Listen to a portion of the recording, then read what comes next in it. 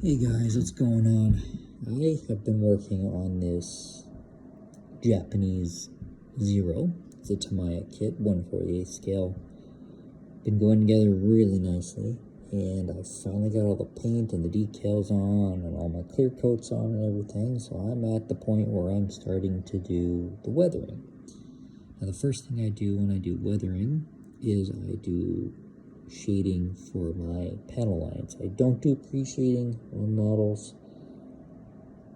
I never have. I guess that's something I could start doing, but I haven't really done it. So I guess I do post shading, if you want to call it that. But what I use is the Flory's Weather Wash.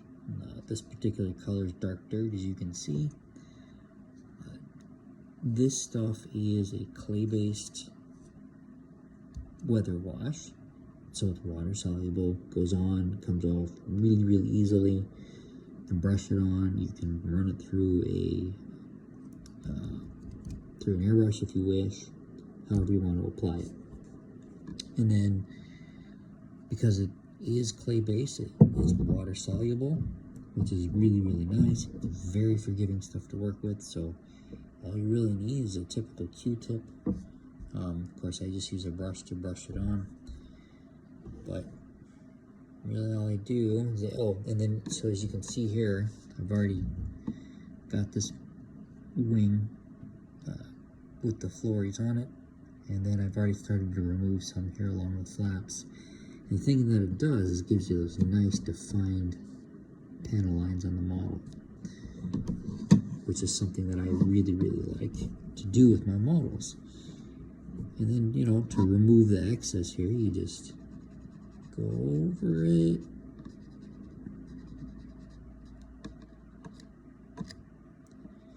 With a Q-tip.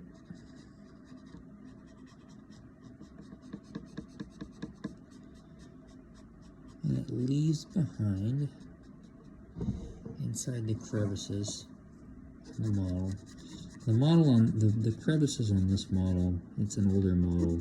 They're not as deep as I would like, but I still get the basic desired effect here with my Q-tips. And then, you know, of course with the Q-tips too, I squeeze out any of the excess water that's in there, just because I don't want a ton of water on here, because I don't want to remove too much of the Flories that I just applied, so makes it easy. The other thing with the Flories too, that I learned the hard way, is that this stuff will actually stain lighter paints if you leave it on there too long.